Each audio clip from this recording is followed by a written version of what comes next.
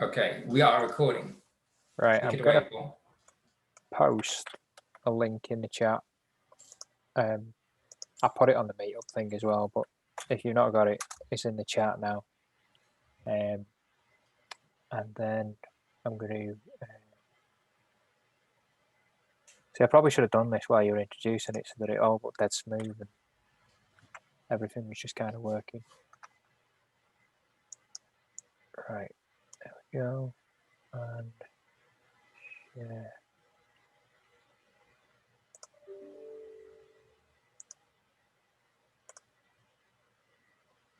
Okay, I'm hoping everyone can see my screen. So yeah, thanks for coming to listen to me talk about Service Bus.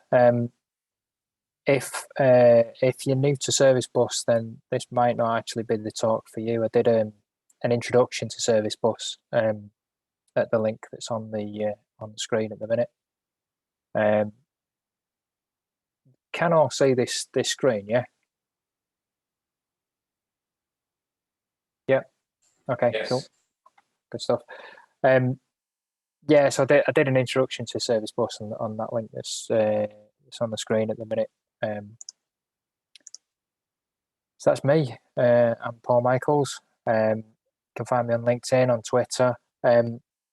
I organise a meetup group called MiniHack, where sort of people come and we try and come up with solutions to pointless and ill thought of problems over a period of about 2 hours, and we get some guest judges to come and kind of well judge the work. So we've had some pretty interesting things off the back of that.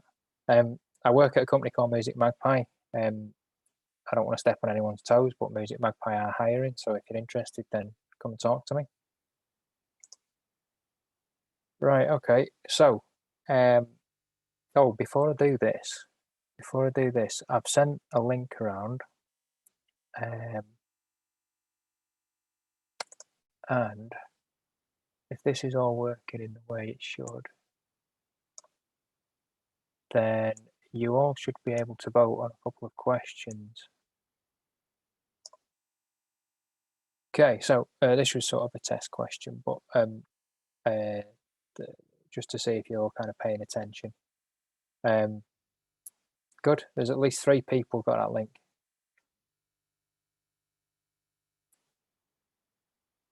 Cool.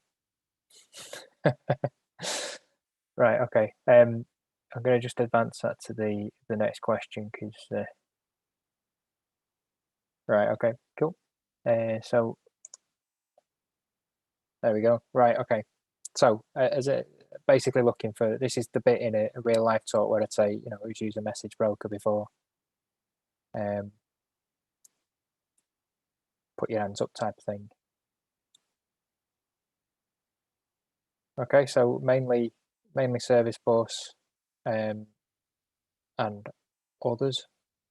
Okay, and there's a few people who've never used one before. Cool, good stuff. Okay, I'll just move this out of the way and we'll go back to this. Okay, so I'm going to do some live demos. The problem with live demos is that they are dangerous and things go wrong.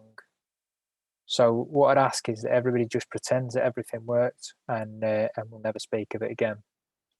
What I'm going to do is just advance this this poll a little bit. So I'd like you all to enter into a legally binding contract and never speak of any failures in the demos.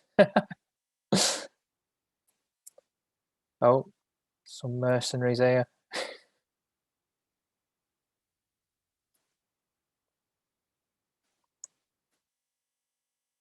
Cool. Right, I know where I'm standing now. Most people want a bribe to never speak of it. I'll tell you what, if I see you and you remind me, I'll buy a pint. Right, okay, so I'm going to make some assumptions based on that first poll. They might not be quite accurate assumptions, but they are assumptions. So that you're familiar with the basic principles of a message broker, that you know what Azure Service Bus is, and that you would at least understand sort of what a queue and a topic is. Okay, so we're going to talk about some of the new, or not new cool features, but cool features. A lot of them have been around for a good while. So we're going to talk about dead letters, transactions, scheduling and deferring messages. So that's the business where you either want to send a message at a time when it's kind of not now, or you want to receive a message at a time that's not now. Sessions, which are interesting in the request response pattern. Management of service bus, so how you can actually change things like queues and topics and so on in code. Auto forwarding, auto deleting, and some performance issues. So we're going to talk about prefetching and batching. Okay, so we're going to start off with the dead letter queues and transactions. So just going to advance this question. So who's heard of a dead letter queue? Oh, okay. Good few people. Cool. And oh, okay. That's not as good few people as I thought. And does everyone know what a transaction is?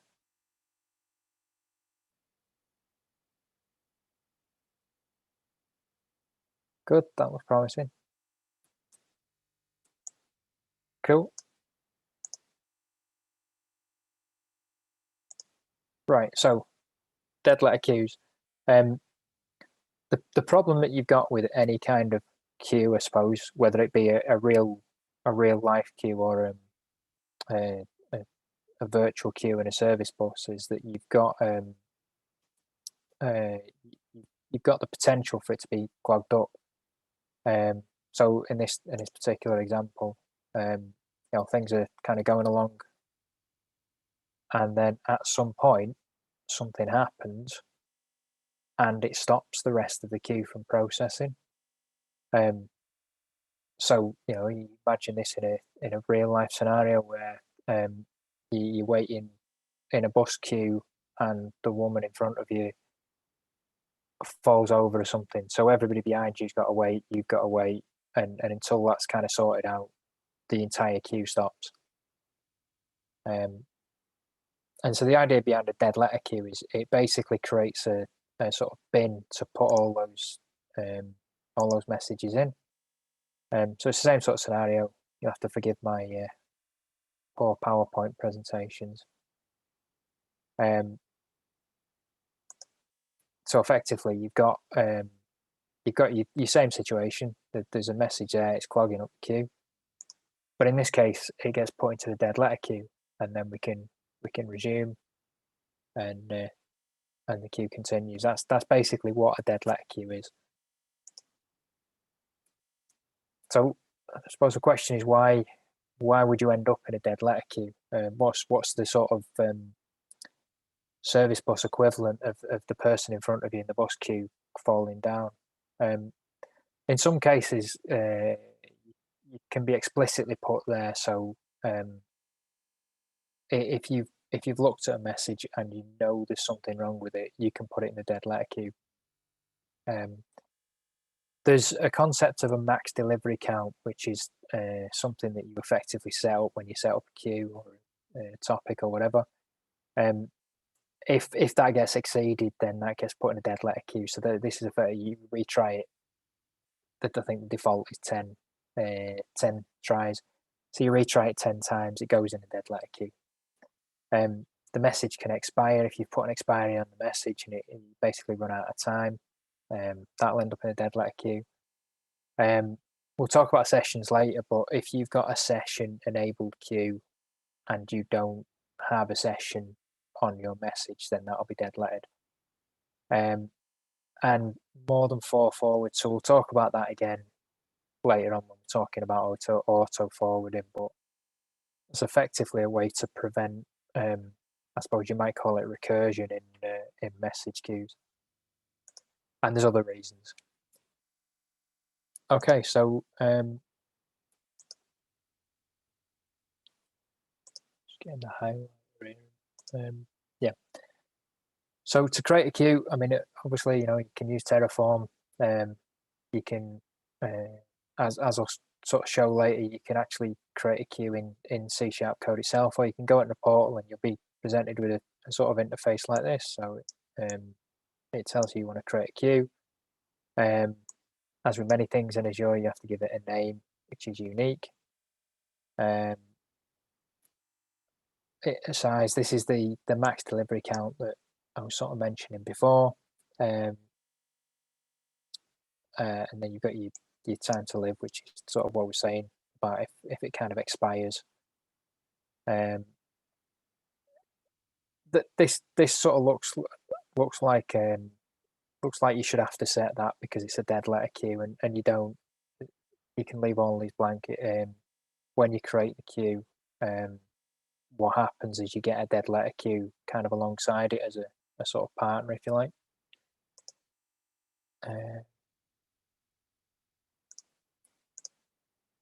Okay. So I was very pleased with myself that I'd worked out how to get the highlighter on, but I never worked out how to get it off. Oh, there we go. Okay, so transaction. So transaction, most people said they know what a transaction is. A transaction also exists in a service bus context. So you can basically, as is a transaction with a database, you can encompass one or more transactions, one or more operations in a transaction, which in exactly the same way as it would with a database, you're basically saying it all works or it all fails. Okay, so we've got the first demo. So I'm just going to do a bit of screen switching here.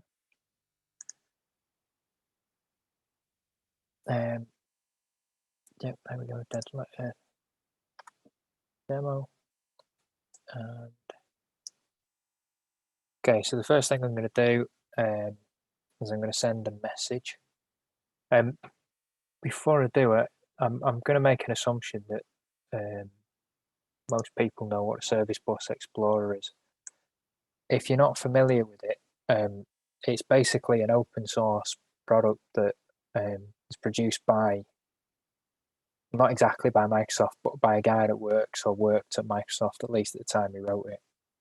And it basically gives you kind of an administrator view onto the service bus. So if you're doing development in it, then it's pretty useful. There was actually a guy on Twitter that promoted an alternate to this, but he only did it yesterday, so I didn't have a chance to test it out. John, can you remember what it's called? Queue Explorer. There you go. So if you're looking for something, then Queue Explorer might be an alternative to this, but this does the job. So we'll be coming back to that in a sec. So I'm going to send a message onto the queue here, and then we can kind of see that a message has been sent onto the queue. So it's added the message. So what I'm going to do now is I'm going to effectively abandon that message. So I'm going to do that, and it's going to tell me what the delivery count is. So there you go. It's 1, it's 2, and as I said before, the default is 10, and I'm not wanting to break with the kind of defaults. So I've retried that 10 times. If I come back here now, say that it's now been dead lettered. So just for context, the first column is kind of the messages in. The second column is the dead letters. So again, I can resend that message, and And then what I'll do this time is I'll explicitly dead letter it. So there we got a new message in. So this time we're saying one of the reasons that you can have a dead lettered message is because you sort of tell it to dead letter a message. So I'm going to tell it to dead letter the message. We should see, yeah, that's dead lettered it. And then you can see, you can basically have a look at the dead letter queue, see what's in it, and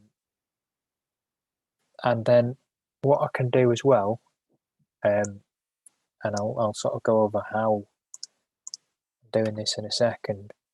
Then you can resubmit the message. So see, there's 2 in the dead letter demo. I'll try and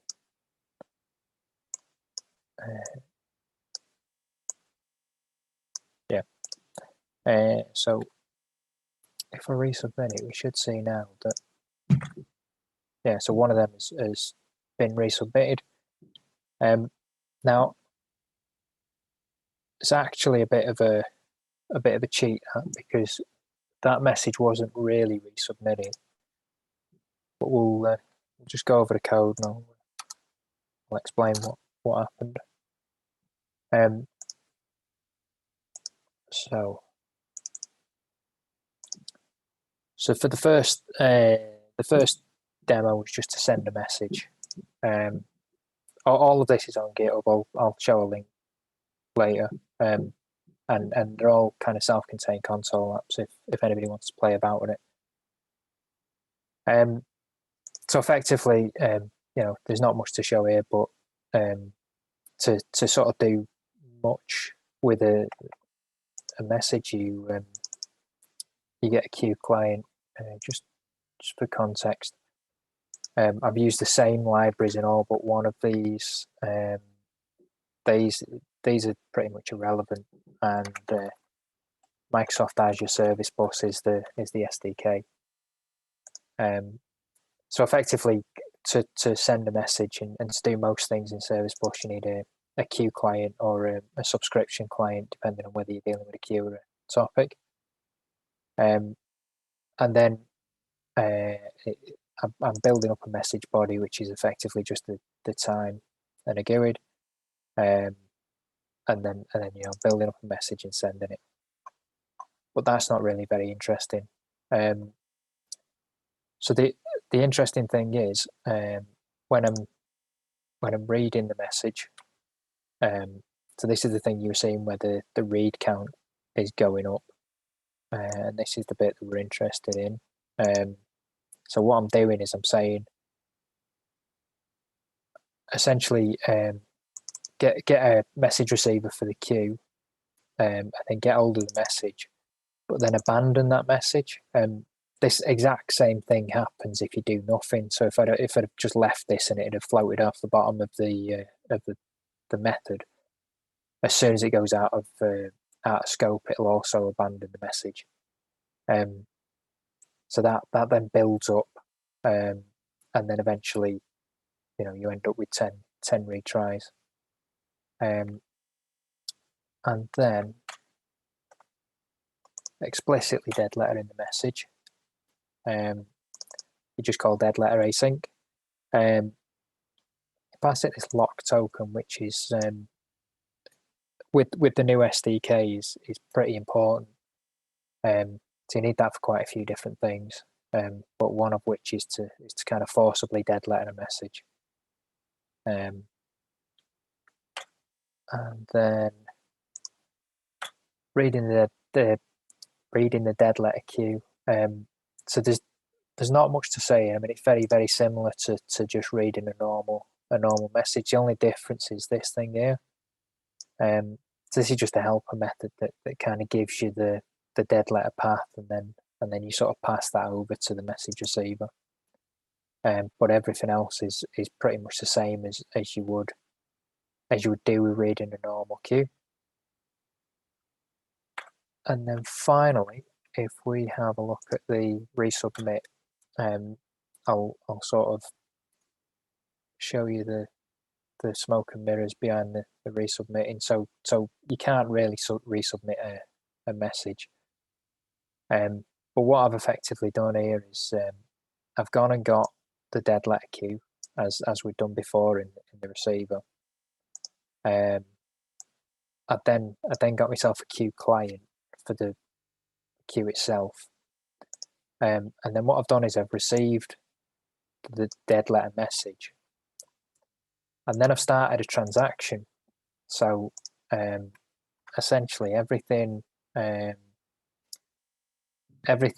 between there and the end of the function. But for anyone who's kind of not aware, this is the new using syntax in C# 9. So basically anything to the end of the function is part of a using scope. So I've established a new transaction, and then what I've basically done is taken that dead letter message and cloned it, and then removed these two custom properties. These get added when a message is dead lettered, and effectively the only thing apart from where it is that tells you it's a dead lettered message. And then just basically just send it back onto the queue. So the thing about this is that it'll all work or it'll all fail, and we can prove that because if I just re-enable that code there to throw an exception and then rerun it. So this time, see where we are with the number of messages. Okay, so this time I'll re-abandon that message, or re-dead letter the message.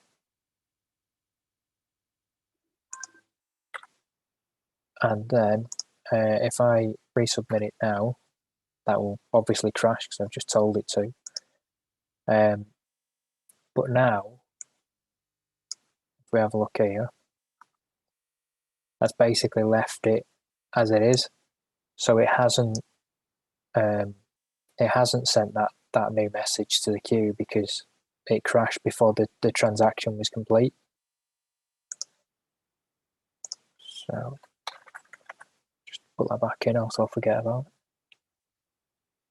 it. Cool, okay, that's dead letters. Now I can't see the chat. I'm just wondering if there's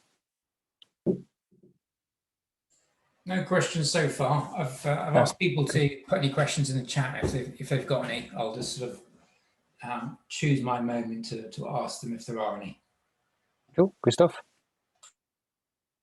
Yeah, it's weird because Zoom is showing that I'm sharing a different screen than I'm sharing. It's very strange. Right. So that's the dead letters and transactions. Okay, so I suppose the next thing is what do we do with a dead lettered message, and how do you deal with that situation? So it depends is obviously the answer to every IT question. It depends why it's caused. One of the things that it could be caused by, for example, is transient failure. So the answer to what do you do with a dead lettered message might be just put it back in the queue and try again. It might be that there's something wrong with the message itself and the message needs correcting manually. There's the possibility that it's part of you trying to use the data that's in the dead letter queue to call out to a third party, and that's crashed or something like that. In which case, maybe it's something wrong with a third party. You could actually have a bug in your code, in which case you probably want to fix your code. So what I've said here is that you should probably at least tell somebody about it and log the event.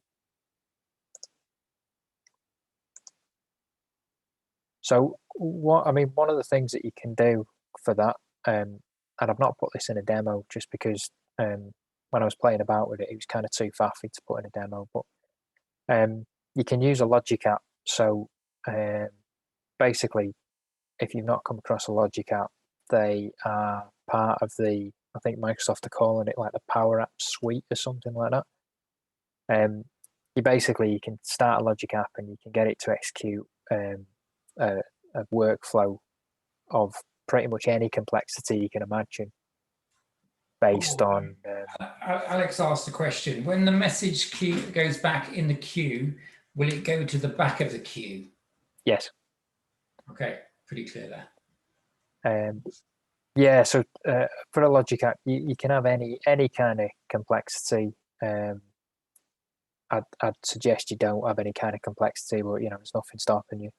But what you could do is you could build up a little Logic app that kind of when you see a message in a dead letter queue, you can connect that to your basically to your service bus, and then you can get it to send an email to somebody. So I don't know, 10 20 minutes of setting up a Logic app, and you can have somebody emailed when something goes wrong. Not saying it works for every situation, but it at least covers that. Tell somebody and log it. Okay, so the next subject is scheduled and deferred messages.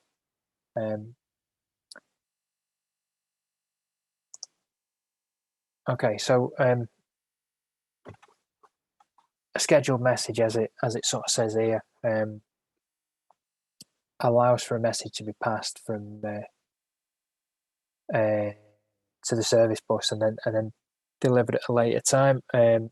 So the idea here is that you've got a message and the message isn't ready to be sent yet. So the example I've given here is an email. So you want to your message triggers an email through whatever, and you want it to send in an hour's time. Or you might want to have a situation where, as we've just described, you've got something that's in the dead letter queue and you want to retry it, but you don't want to retry it immediately because you think it might be a transient fault, so maybe you want to leave it 2 or 3 minutes. So a quick demo on the dead letter queue.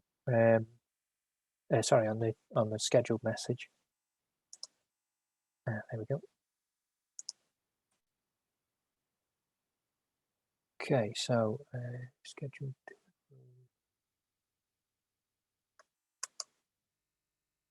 Demo.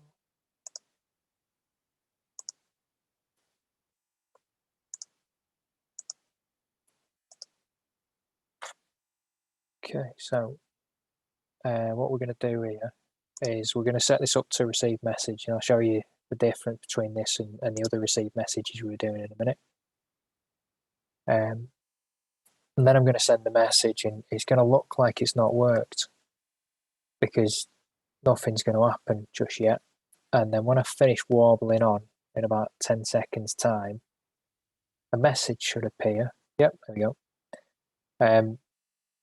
And so essentially what that's done is it sent a scheduled message. So if we have a look at the code behind that. So the read message thing that I was talking about, there's essentially, won't go into too much detail, but essentially there's 2 ways of receiving a message. One is that you ask for a message, so you say give me the next message, and then you get the next message. And the other one is like this, where you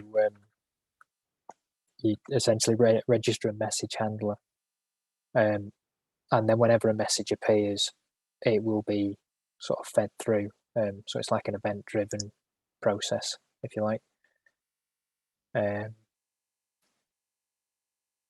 yeah, so that's just going to display the message. The interesting part of this is here, this send scheduled message. So what this does, as before, setting up a queue client, create a message body, and then basically it calls this schedule message async and just tells it when it wants it sending. And it gets back a sequence number. So the interesting thing, and this comes up quite a bit, is that the sequence number that you get back is actually quite important. If you want to cancel it before it sends, you need that sequence number. Otherwise, it'll well, you kind of have to purge it, or it'll just send whenever it was supposed to send. So yes, that's scheduled messages. Yep, that's right. Okay, so custom user properties. So you've sort of come across this so far when we saw the messages, we saw the properties that were added to the dead letter message. So basically, here you can add sort of custom data onto a message in the form of a key value pair. And then the other thing that we're going to talk about is deferred messages. It'll be obvious why I was talking about custom properties in a sec.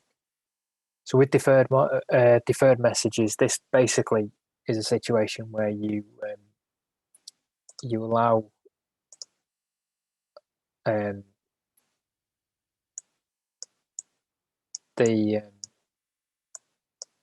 well, okay, it's because of the color. That better? Yeah. So this is basically a situation where the receiver of the message is not ready for the message. So you can basically say, look, I'm not ready for this message at this time. Oh, sorry. Quick question. Is the sequence number synonymous with correlation ID? Is that the same kind of idea? Asked by Mark A. It's the same idea, or it's a similar idea, but no, it's not. It's a different thing. So the sequence number is basically something in it returns in order to give you the chance to cancel it. The correlation ID is something a bit different. So the correlation ID is more for a sort of request response pattern to identify a sort of message thread. So no, they're different, but they are similar. Yeah. So the second reason, I suppose, is that if your system isn't ready for this, and I suppose these two are similar sort of ideas. So effectively, if you've got, I think John, you said you work with an event-driven system. Quite often, event-driven systems, things don't happen in the order that you expect them to happen. And what can happen is you can get a message asking you to do something, or asking a service to do something, but that service kind of isn't ready. And then using this, you can sort of say, no, come back later, and I'm not ready yet.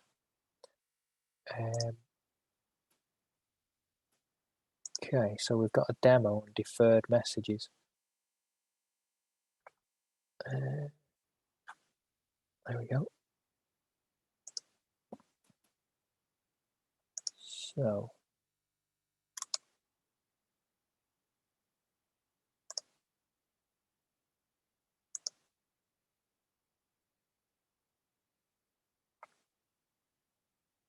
cool. Okay.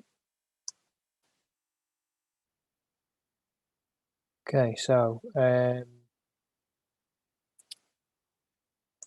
going to send a message here that's kind of ready to be received, and then we're going to send a message that's not ready to be received. And then let's have a look at what that's done. So there's two messages in the deferral queue, and if we have a look at these, so again, with this, similar to I was sort of saying, you can actually have a look at the messages that are in it. Be careful when you're doing this, because if you do receive and delete, it'll consume the messages, and then you're kind of knackered. So I've got two messages here. I've got one that, ready for the message and one that we're not. But if you have a look here, we've got these custom properties. So this one has got a custom property of is ready, and this one has got a custom property of not is ready, or is ready is false. Okay, so we'll now go and receive those messages, or receive the ready messages anyway. And then what we should see, let's just move this over here.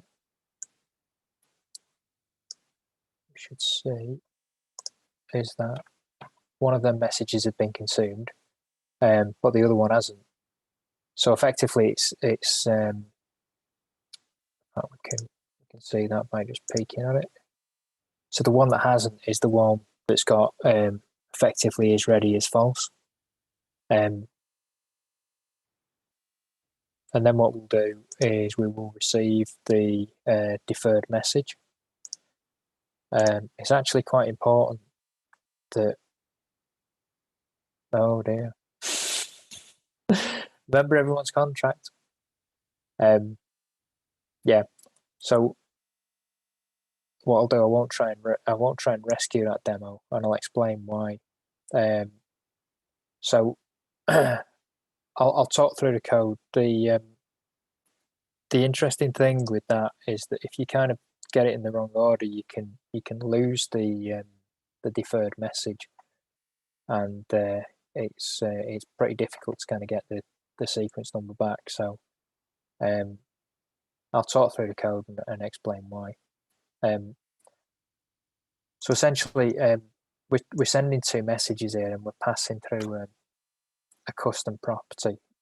So there you just got sets up the message body, creates a new message, and then here it's sort of saying, okay, I'm adding a custom property, and then just sending it. And then just go back. So here what I'm doing is I'm receiving the message and I'm deferring it. So it sets up the message receiver and receives the message. But then it has a look at this custom property and says, is it ready? And then it stores this sequence number, and I strongly suspect this is why it just crashed. Now what's interesting is that when you defer it, you essentially need that sequence number. And if you don't have that sequence number, you can kind of never receive that message, because it'll always see that message is being deferred until such time as you request it with a sequence number. So if I go back and I say I'm receiving the deferred message,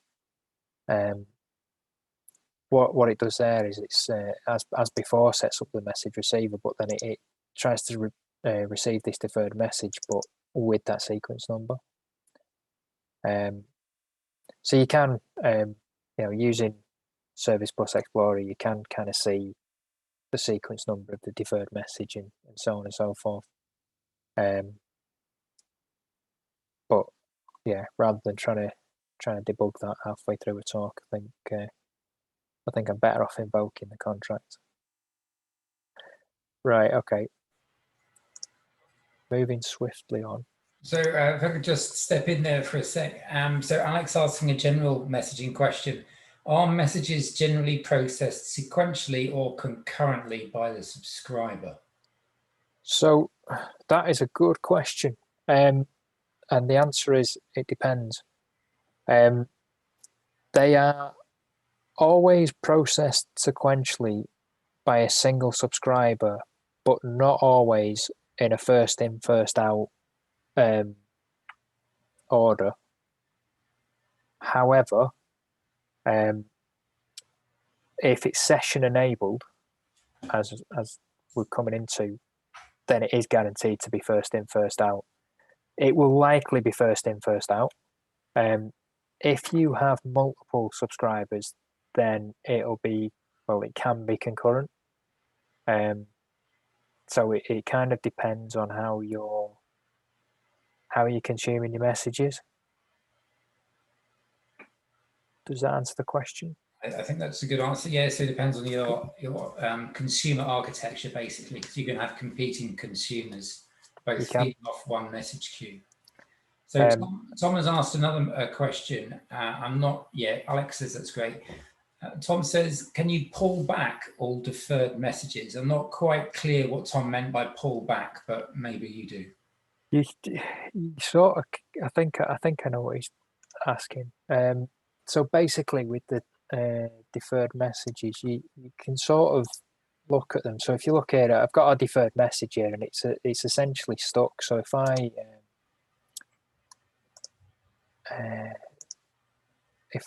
do a, where am I? Save messages. It gets so you can kind of see them, but they get stuck. So I think there's a sequence number in them, and I think when you basically can't see it in a minute, but I'm pretty sure that one of these is a sequence number.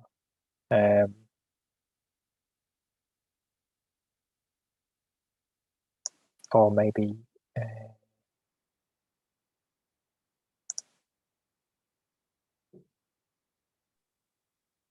yeah.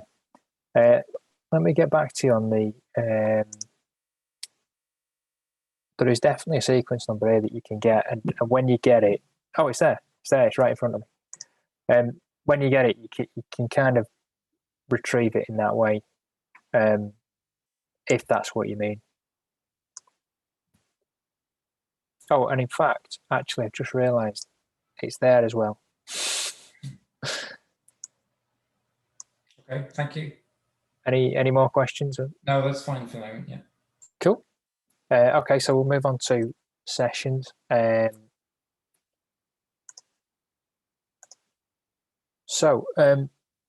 Sessions, as we've just spoken about, sessions are guaranteed first in, first out. So these were designed for the request response pattern. So just coming back to the sort of correlation ID question. So what you'll typically get with a correlation ID is you'll basically, so a correlation ID is it's a property on a message where you sort of say the correlation ID of this message says A, and then you send a message, and then the responder to that message sets the correlation ID to be A, and then you correlate because you know that the request and the response have the same correlation ID, so you know that that's a response to your message. Sessions are kind of that on steroids, if you like. So they were sort of designed to do not just that sort of request response pattern, but the request response pattern immediately. So you issue a request and then you get an immediate reply to it. But you're in or you're out with this. So your queue has got to be session aware. So you have to say, I want a session enabled queue.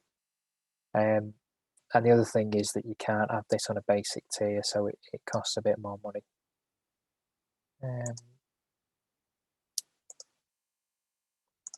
So the way it works is this. So basically you have all these messages, and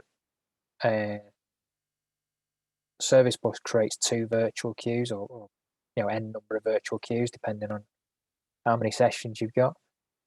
And in that way, it basically means that you can have multiple conversations, if you like, with a destination. So, I mean, the only thing you've really got to do, I've put the sort of AZ syntax here, but you can do this in Portal as well. You just basically make it session enabled, and the syntax there is enable session. Like I said, the only rule is you can't mix them. Okay, so session demo.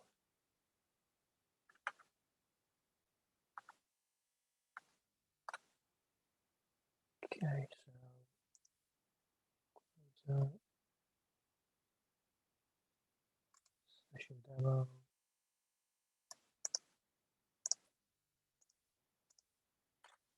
Okay.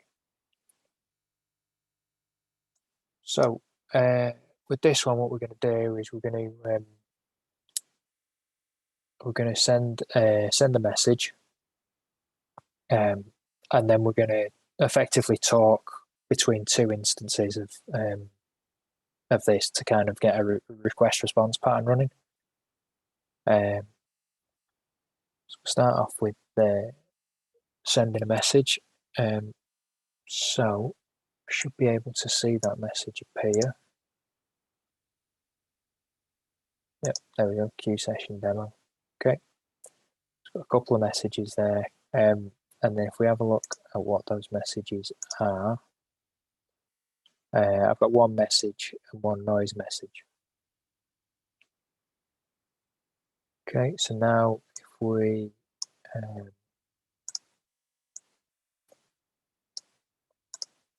if we receive that, so I'm only receiving on session 1. What we'll find out is that that's there, isn't it? So it's received essentially the message that was on session 1, but it's left the noise message, if you like. And there, yeah, session ID is 2, so it's not received that because I was only receiving on session 1.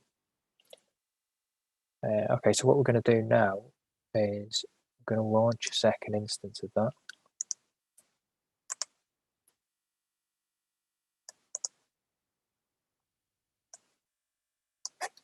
And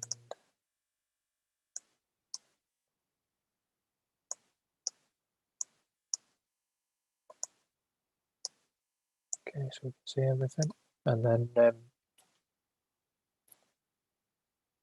okay, so here what we're going to do is we're going to send the message from here. So we're going to send and await reply. And then on the second instance, we'll receive that message. So for receive the message. Okay, so for the next question on the poll, if anybody knows what song that quote is from, just advance it. You can find it.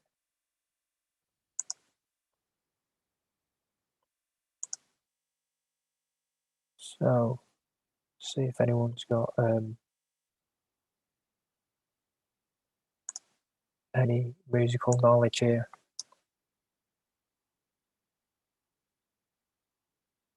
Or if anyone's even awake still.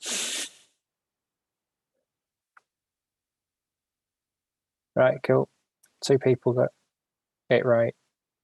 I waited too long and it's timed out.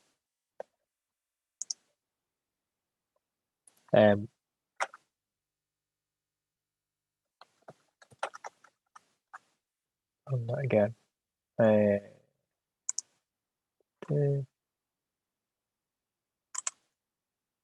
Get rid of that and then run it again.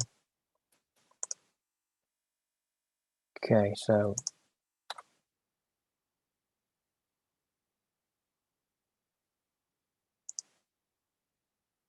and I was on it.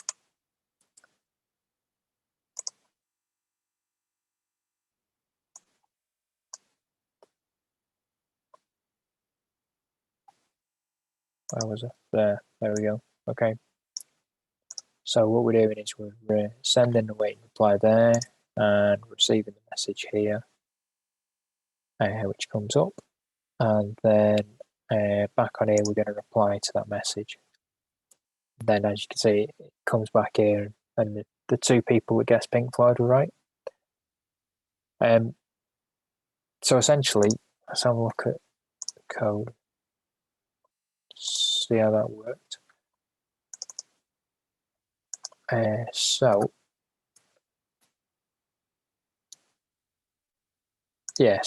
in the send message, we're passing through a session ID as before. Everything's as before except for that.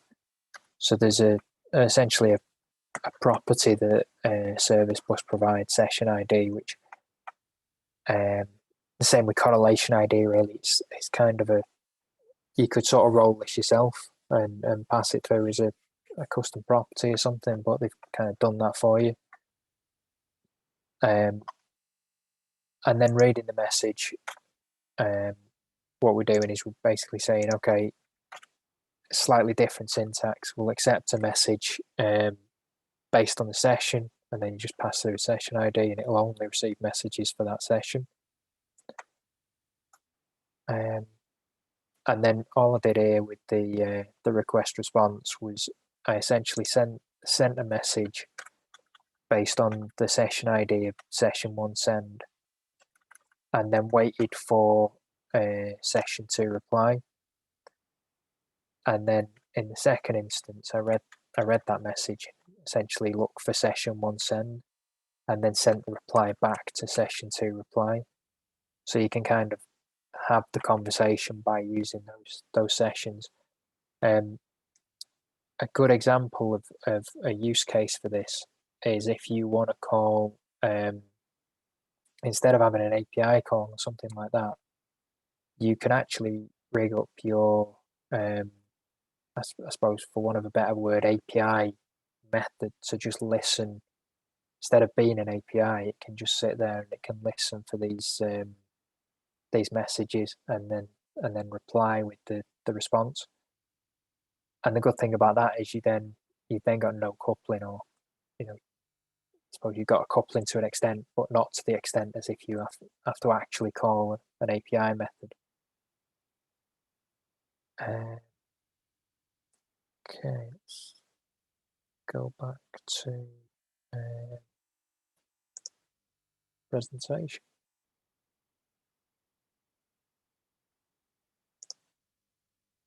Okay, so Service Bus management. So the idea behind Service Bus management is that you can essentially create all this infrastructure in code. For those of you who've used something like Terraform or ARM templates or whatever, that's probably a better way to create infrastructure as code. But there are things that this gives you that doesn't.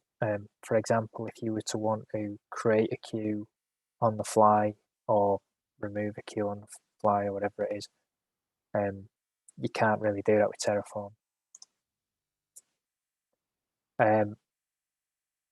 There's a couple of properties I'm going to run over, and I'll sort of talk about why we're doing them all together afterward. The next one is auto delete on idle. So with this, essentially, what you're asking is that Service Bus will kind of keep an eye on it, and then eventually it'll just delete the queue for you. So if nothing happens, it'll just delete the queue. So I put some examples here. So for example, if you created a queue in order to send some emails for an event, you might want to get rid of it when the event starts. And also, maybe some acknowledgement thing for a live session. If after 3 hours of the session, maybe it just delete the queue. And then the next one that I want to talk about is auto forwarding. So what auto forwarding does is it allows you to essentially send a message from one queue onto another, which sounds kind of pointless at first glance. But I'll go over kind of what you can do. I mean, one option is you can send to a queue and have that kind of broadcast to different topics, or you can centralize a dead letter queue. This is the thing. This is also the thing that I was talking about when I said the equivalent of recursion in sort of the world of queues. If you auto forward something, it will send it on to wherever you forward it. If that auto forwards it back to the same queue, then you're in an infinite loop, and you're going to run out of money very quickly, because obviously Microsoft will just be happy to kind of send it back and forth all day. So after 4 times, it dead letters it, because they're trying to prevent you from doing that. So one of the uses that I saw for this, and I think this is the one that's kind of outlined in the documentation as well, is that you've got an existing system, and your system is sending messages to a queue, and you want to get rid of that queue and change it to another queue. So what you can do is you can create your new queue, and then you can set your old queue to auto delete on idle, and then you can set your forwarding to go to the new queue, at which point you'll kind of, it'll clean up your old queue when it's not used.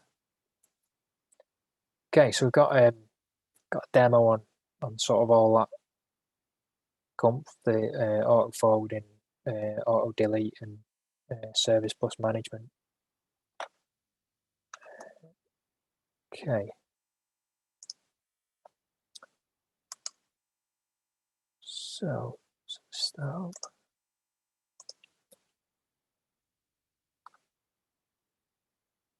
Okay, so the first thing that we're going to do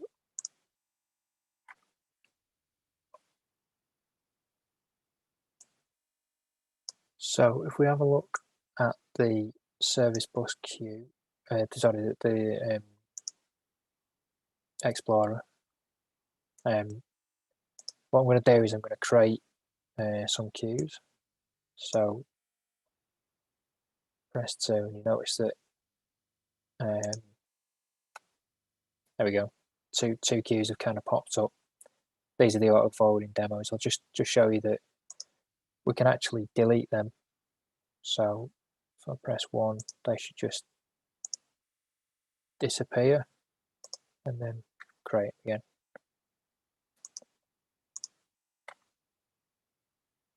Okay. And then so when we have a look at these queues, we'll see that the source here has got this forward to, and that kind of sends it to the destination. So when you send a message essentially to that source queue, it'll go to the destination queue. So that's what I'm going to do now. I'm going to send a message to the source queue, and it's kind of so that's kind of arrived in the destination queue. The other thing that we can do, because this is service bus management, is we can see connection details. So it'll show you the key, connection key, and so on and so forth. And then so then what we're going to do is we'll create we'll set up the auto delete queue, and there we go. So we've now got an auto delete queue. And then what I'm going to do is I'm going to send some messages into that queue. And I think there's about 100 or 1,000 messages going to go into the auto delete queue. I'm hoping it's 100 now, because it's I get a feeling that somebody's using my bandwidth, probably the kids. Yeah, there we go, 100. Okay. So if somebody reminds me later on, we'll come back, because that is set to time out after 5 minutes, I think, and auto delete after 5 minutes. So that should just disappear because we're not using it. Okay. So the next thing is performance. So I suppose that there is a question. There are some questions around performance on Service Bus. The big thing to take away here is that if you're here and you're asking questions about performance, it might be that Service Bus is not what you want, because it's not really designed for a massive throughput. So maybe something like Event Hub or whatever is kind of better suited.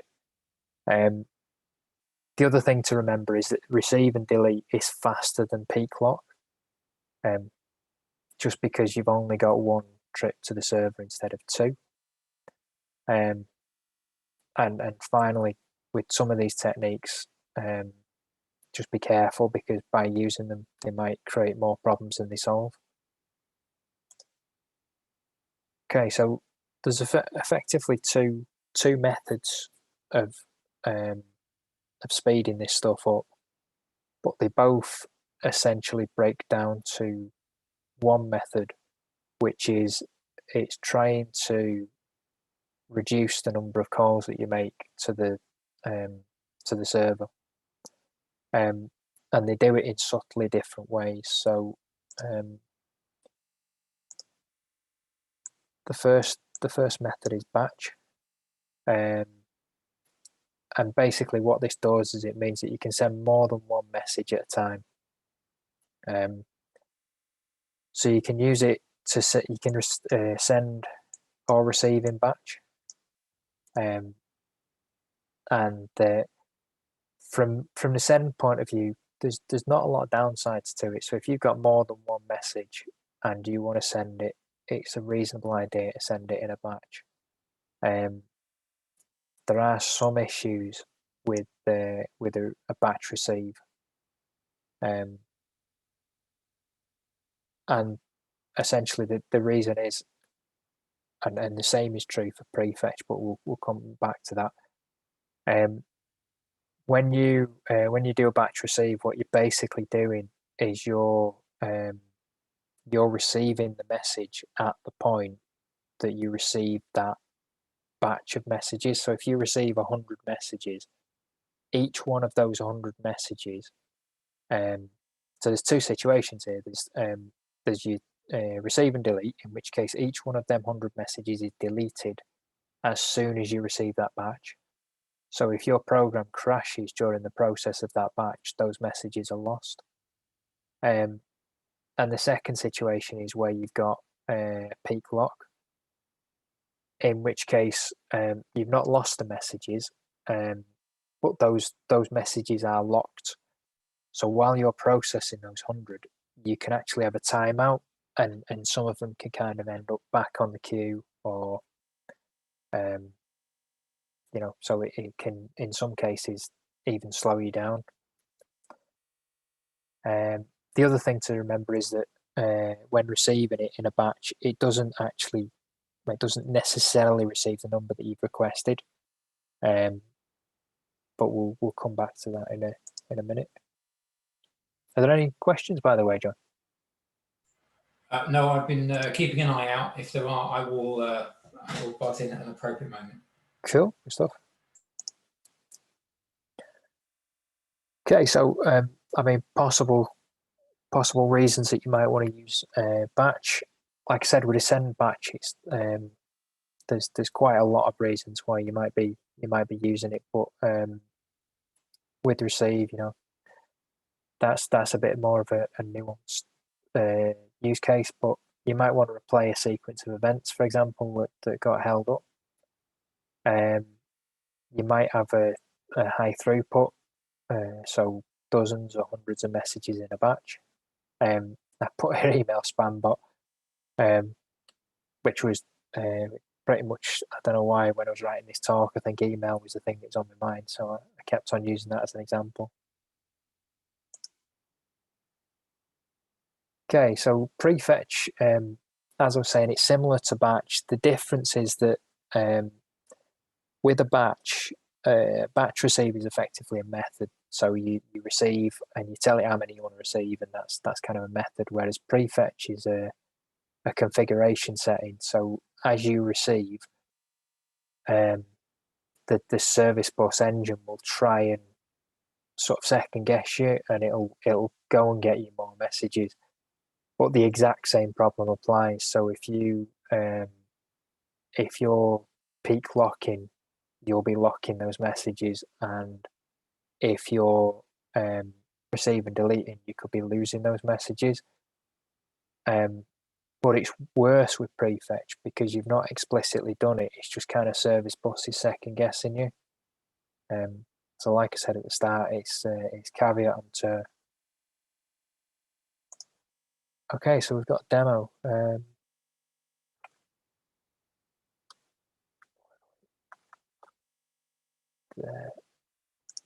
Okay.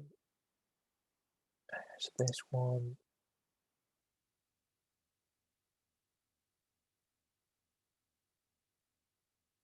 It's the one. Oh, just before I do, and something that I completely forgot about, I did say right at the start, I said all of these projects use the same libraries with the exception of one. The one is the service bus management. And the reason is that it also uses this Azure.messaging.service bus.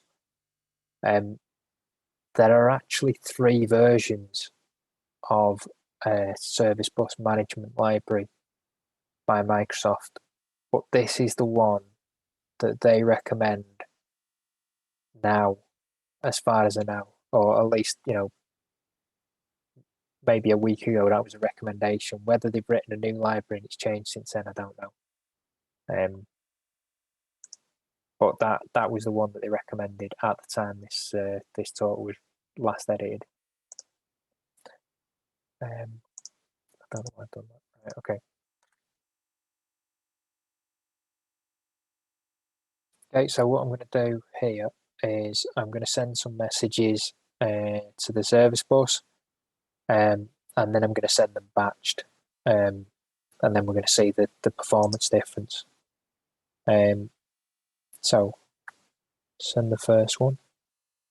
While that's sending, we'll advance the question on to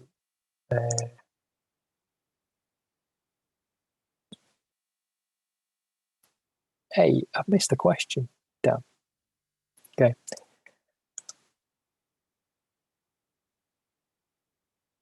Right, okay. So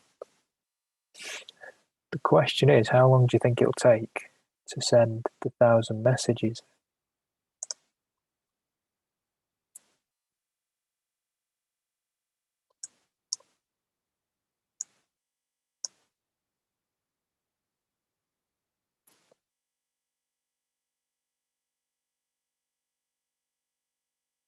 Okay, well, it finished. It was 32 seconds, so it feels a bit like you're cheating now. Right, okay. So it took about 30 seconds. So how long do we think it will take to send them as a batch before I press the button? 32 seconds to send them normally.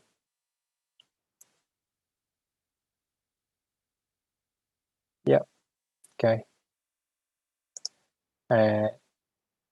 Yeah, it's a fair guess actually. It took half a second to send 1,000 messages as a batch.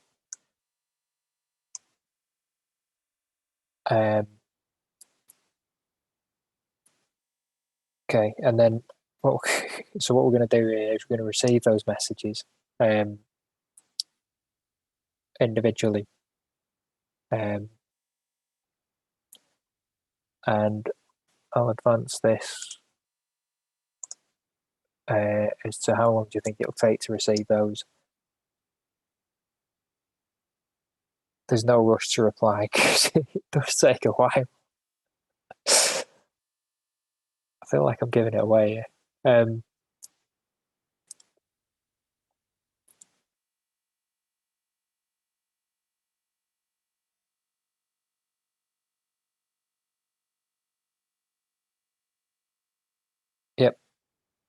That's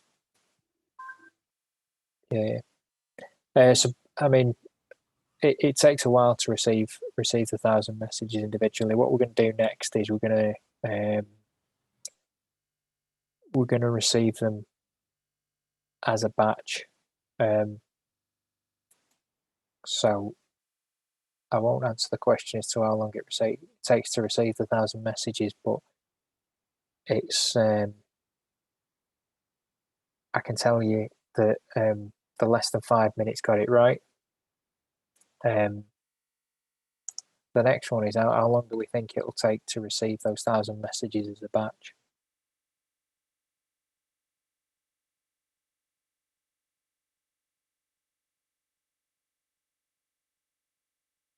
Okay, so less than 1 second. Most people are saying some are less than 30 seconds. It's worth bearing in mind that with this we're doing a peak lock. So effectively, what's happening is that the receiver of the message is 2 calls to the server, and the same is true. The same is true for the batch. So there we go. So just over 2 minutes.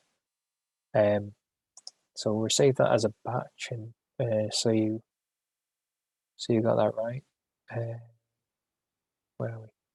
Alec is asking, are they being rolled into a single message, and that's why it's so much quicker in a batch?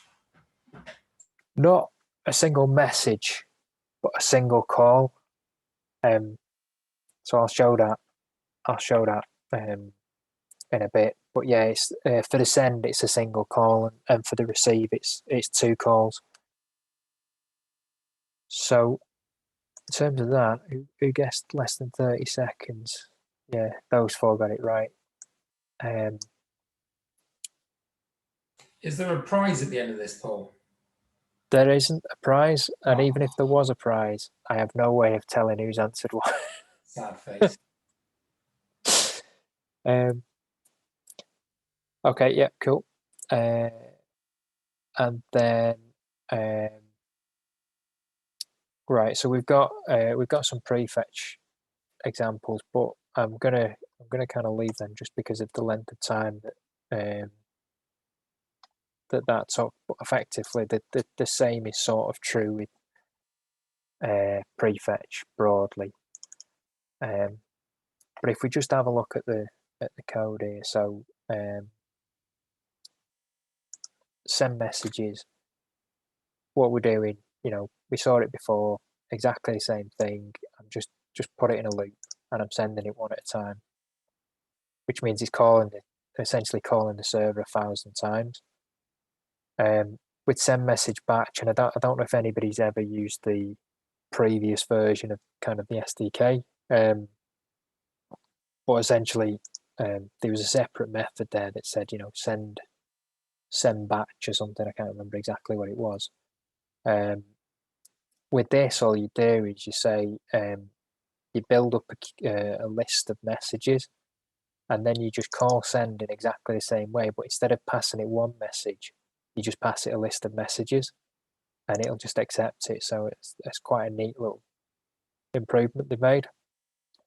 And that's lightning fast. I mean, you saw that it was under a second. The receive message is a bit different. So with the receive, what we're doing here is we're setting up the receiver, and then we're saying, okay, give me the message, 1 call to the server. Now complete the message, 2 calls to the server. So the 2 minutes was it doing that 1,000 times. And receive messages in a batch. Again, what we can do is call receive async. You just tell it how many you want, and then you say essentially a timeout. So kind of how long it can take. Yeah, and then you can complete them all in a batch as well. But what you need to do is send over the lock tokens. So all I've done there is a little bit of a lambda to say, just get all the lock tokens from the messages. and complete them all at the same time. I think that took about 15 seconds or something. I can't quite remember, but it was considerably faster. And bear in mind, that's still making 2 calls to the server with hefty sort of payloads. I haven't shown the prefetch, but I'll just sort of talk through it just for the just in the interest of kind of time. So yeah, essentially a similar sort of idea. You set up your receiver, but then you tell it you want to prefetch, and you tell it how many records you want to prefetch, and it'll manage that for you. But as I said, that's fraught with danger. And you can mix the two, so you can actually receive in batches and ask it to prefetch.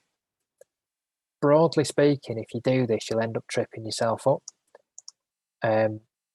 If you've got a massively high throughput, you can sort of play about with the figures. But just bear in mind that the two might actually be counteracting each other. So if you prefetch 100 records and then say get me a batch of 100 records, you've got no benefit of prefetching it because you're receiving them as a batch. So it's worth kind of considering that. And if you, in some cases, it might actually be worse, because if you prefetch like 101 but ask for a batch of 100, or you ask for a batch of 101 but it only gives you 50, the next time, instead of going and getting everything, it might have to go back twice to get, the prefetch has already got that, and then the batch kind of goes back and gets it again. So caution when you're using that, and I suppose you'll know. You'll end up doing a lot of research into this if you find yourself in a position where the speed matters enough that you're going to kind of get into all of this.